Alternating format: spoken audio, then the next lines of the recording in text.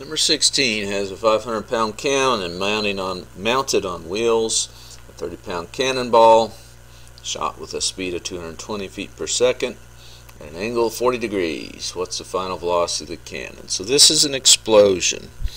Okay, so we're going to use conservation of momentum. Momentum is a vector, so we're going to look at the x direction. There's no we said the wheels roll freely, so there's no forces in the x direction.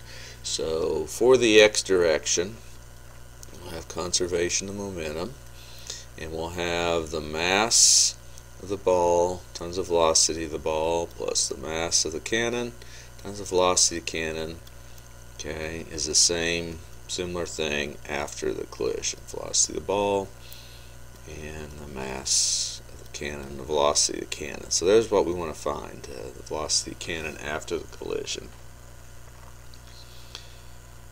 Okay.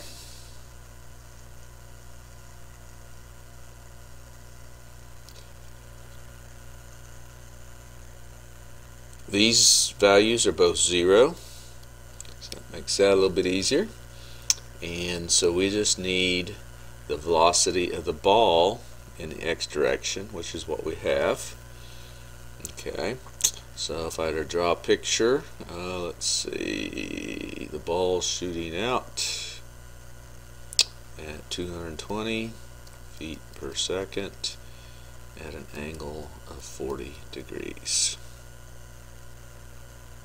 and it's 30 pounds.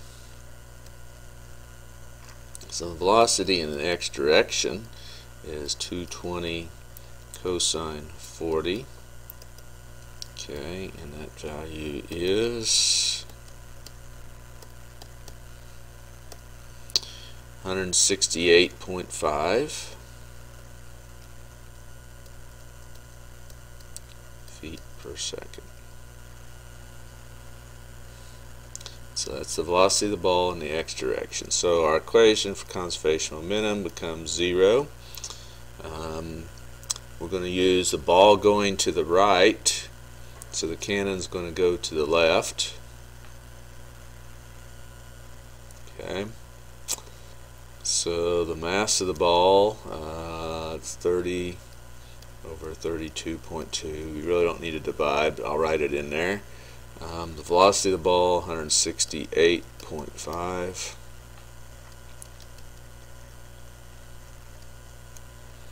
Okay, plus the mass of the cannon, 500 over 32.2 times the velocity of the cannon after the collision, or explosion, excuse me. These are pounds, feet per second squared, pounds, feet per second squared. Okay, so 32.2 we can multiply through by that. That gets rid of that. Units are consistent here, pounds and pounds, so this velocity will be in feet per second. Velocity of the cannon after the explosion is going to be 168 times 30. Okay, move that to the other side and divide by 500. 10.1, which would be negative. We weren't explicit here. We don't say exactly which direction the cannon shot, so this will really just modify that to just be the speed of the cannon. I believe the solution actually counts off for the sign, but since we weren't specific on the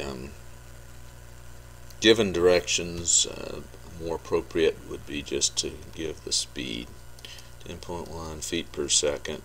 If we wanted to give direction, we could have said perhaps opposite the direction of the cannon. Either way.